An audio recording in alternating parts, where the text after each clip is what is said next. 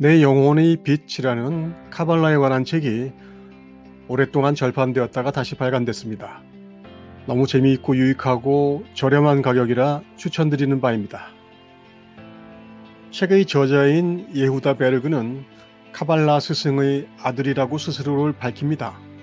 그래서 이 책을 읽으면서 자연스레 드는 생각은 카발라 전통은 어떤 식으로 전수되는 것일까 하는 생각인데, 거기에도 스승과 제자의 시스템이 있는 것 같습니다. 마찬가지로 카발라는 받음이라는 의미인데, 카발라를 일종의 전통적인 암과 수행의 방법으로 이해하면 될 것 같습니다.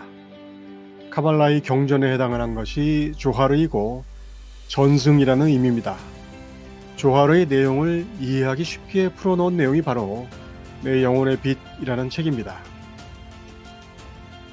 좀 어울리지 않을지는 모르지만 우리는 I am the 채널의 세계관과 존재론 시리즈에서 이 책의 간략한 내용을 정리했던 적이 있습니다. 얼핏 생각하면 도대체 카발라 전통의 세계관에 해당하는 것이 있을까라고 여길 수 있지만, 알고 보면 무시무시한 존재론의 내용을 담고 있죠. 우주 탄생의 배경과 작용, 진화의 원리를 매우 용감하게 이야기해 줍니다. 오컬트 신비라고 치부하기엔 좀 색다른 면이 없지 않죠. 빅뱅이나 10차원 우주 같은 설명들은 현대 물리학의 발견과 궤를 같이 하고 있는데, 이 정도가 되면 고개를 갸우뚱하고 눈초리를 세워서 의심의 시선을 두는 사람들이 많이 생길 정도입니다. 시쳇말로 좀 수상해 보이기까지 합니다. 어쨌거나 무슨 이야기를 하는 것인지 궁금하면 얇은 책이니 한번 읽어보시면 됩니다. 오늘은 수행의 측면에서 카발라의 이야기를 한번 정리해 보려고 합니다.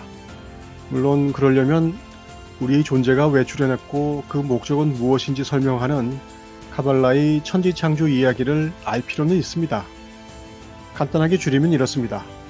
우리는 원래 무한한 전능의 존재, 하느님에게 속해 있다가 스스로의 힘으로 창조주의 경험을 하고자 조각조각으로 분리된 영혼들이다. 어디서 많이 들어본 이야기죠? 비슷한 이야기들이 꽤 많이 있습니다. 도덕경이나 중용, 성리학에도 비슷한 설명을 합니다. 혼돈의 구멍을 뚫은 이야기나 무국태극, 음양오행도 이와 같은 천지가 성립하게 된 배경을 설명하는 이야기들입니다. 다만 카발라는 굉장히 쉽고 직설적으로 마치 동화를 읽는 것처럼 풀어주고 있어서 재미있고, 그 이야기의 배경에 해당하는 것들이 섣부른 전설이나 우화가 아니라 명확한 체계를 가지고 있어서 대충 지어낸 이야기가 아니라는 것을 알 수 있습니다.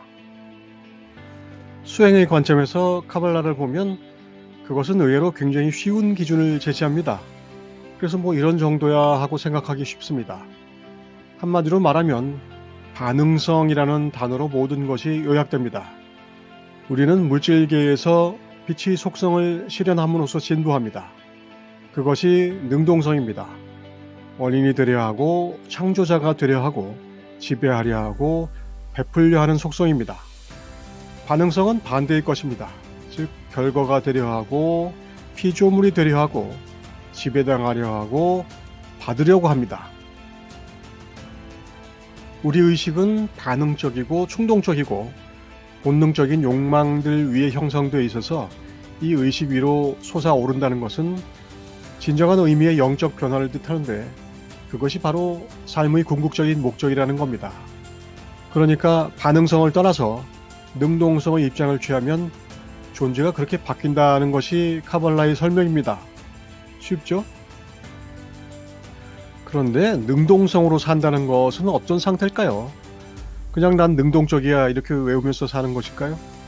항상 베풀려고 하고 항상 지배하려고 하면 되는 걸까요? 카발라는 그것이 매우 어렵다고 합니다. 왜냐하면 우리가 사는 세상 자체가 반응성을 위해서 설계된 것이라는 거죠. 우리의 몸과 마음, 본능과 욕구, 사회적 욕망 같은 것들이 모두 반응성의 재료인데, 우리가 어떻게 그걸 벗어나서 능동성을 취하죠? 욕망을 버리려고 하는 것도 그냥 다른 종류의 욕망이거든요. 깨달음 전통의 모든 가르침이 이것을 넘어서는 것이 곧 궁극의 깨달음이라고 합니다. 에고의 소멸, 즉 모든 반응성 행동의 토대이자 힘인 에고가 사라지는 것이 끝이라고 하죠. 자, 반응성과 능동성이란 말로 할 때는 꽤 쉬워 보이는데 에고라고 하니까 조금 어려워 보이네요. 그런데 이런 에고의 반응성 행동을 가리키는 암호명도 있다고 해요. 바로 사탄입니다. 정말 단어들은 참 쉽습니다. 무슨 자기계발 서적에 나와 있는 용어 느낌이죠. 반응성을 멈추고 능동성을 개발하자. 자, 그냥 그대로 파고들면 반응성을 멈추고 능동성을 개발하자고 하는 그게 바로 그겁니다. 이를 어쩌죠? 잘 해보려고 하는데 잘 하려는 것 자체가 우리를 자기 생각의 틀이라는 울타리로 밀어넣습니다. 수행이 어려운 이유는 바로 이것 때문입니다. 함이 없는 함, 에고가 아닌 셀프를 확고하게 일으키기가 정말 쉽지 않습니다. 끝날 때까지 계속 해야 하는 숙제입니다. 이 지점에서는 겸허할 필요가 있습니다. 깨달은 자의 말을 들어야 합니다. 에고를 완전히 극복하기 전에는 에고가 뭔지를 모른다는 겁니다. 우리가 수행과 자아 동영상에서 새겼듯 이 문제는 그리 간단하지 않습니다. 자, 이게 왜 어려운지 책의 내용을 좀 풀어서 자문을 해보겠습니다. 이 세상에 와서 바로잡아야 할 나의 모든 부정적인 성격적 특성들과 반응, 본능들을 모조리 비춰주는 거울이 있다고 하죠. 그런데 내가 그 거울을 부수어 1000개의 파편들로 쪼갰다면 이때 낱낱의 파편은 나의 본성의 각기 다른 부정적 특성들을 반사할 겁니다. 자, 이제 그 파편들을 천지사방에 흩어 놓았다고 하죠. 어떤 일이 일어날까요? 내 인생에서 맞닥뜨리는 모든 부정적 인물들, 부정적 상황과 장애물들, 상대에게서 보는 모든 허물들은 단지 그 거울의 파편들일 뿐입니다. 각 파편은 나의 인격의 각기 다른 성질들을 반영하는 것이죠. 내 인격의 어떤 특정한 부분을 수정하고 변화시킬 때 거울의 파편 하나가 이 변화를 반영할 겁니다. 내가 다른 사람들의 긍정적인 측면들을 보기 시작하면 상황은 좋은 쪽으로 하나하나 바뀌기 시작할 것입니다. 나의 인생의 모든 것은 단 한 가지 이유 때문에 존재하는데 나에게 변화할 기회를 주기 위해서이며 이것은 또한 삶과 이 세상에 긍정적인 변화를 가져오는 유일한 방법입니다. 다른 사람의 허물을 찾느라고 에너지를 낭비하지 마세요. 삶에서 불편한 상황들을 찾고 쉬운 길은 피하세요. 빛은 삶의 거친 물살에서만 발견될 것입니다. 얼마 동안은 고토하게 될 것이고 처음에는 앞뒤 할 것 없이 사방에서 공격을 받을 겁니다. 그러나 자신이 단지 시험당하고 있다는 확신을 갖고 반응하지 않으면 풍랑들은 곧 가라앉을 것입니다. 그때가 바로 스스로가 내면의 힘을 알게 될 때입니다. 또 시간이 생겨난 이래 나에게 다 스스로 원했던 모든 것을 주고자 애써온 엄청난 빛을 경험하게 되는 때입니다. 이렇게 해서 다음 원리에 이르게 됩니다.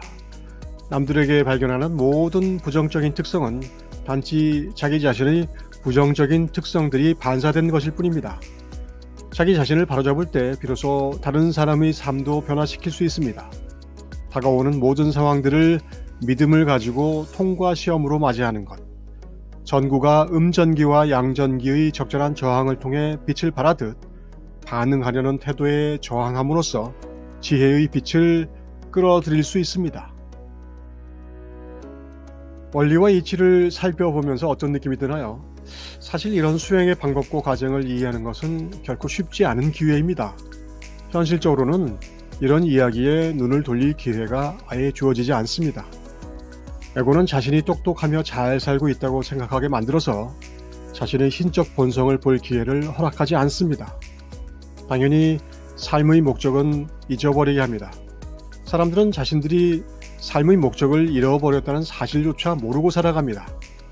기독교에서 말하는 하나님을 모르는 것이 죄라는 의미고 불교에서 말하는 무지가 바로 고통이라는 의미입니다.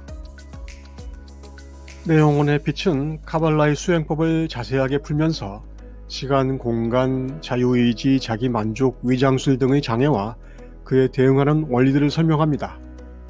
장애가 클수록 우리가 능동성을 통해 끌어올 수 있는 진보의 총량이 크다는 점을 설명하죠. 그러면서 모든 상황에서 바로잡는 티쿤의 법칙을 제시하고 맞닥뜨리는 시험에 저항하는 법을 말합니다. 생활 지침으로 삼아도 좋을 만큼 상세하게 예를 들어 친절하게 정리해 줍니다. 어찌 보면 애고냐 성령이냐의 실행 교본 같은 느낌이 들고 불교 육바라밀의 현대인 버전 같은 생각이 들 정도로 설명 자체가 친숙해서 잘 다가옵니다. 우주 창조의 원리에서 시작해 실천 수행의 규범을 종합적으로 제시하는 가르침이 흔하지는 않은데 카발라는 이것을 잘 정리한 것 같습니다.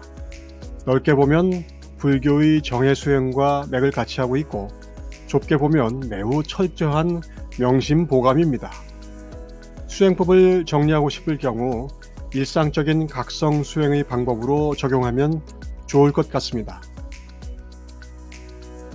수행이란 뭘 하든 중요한 것은 원리와 이치를 충분히 이해하고 진지하고 꾸준하게 적용해야 합니다.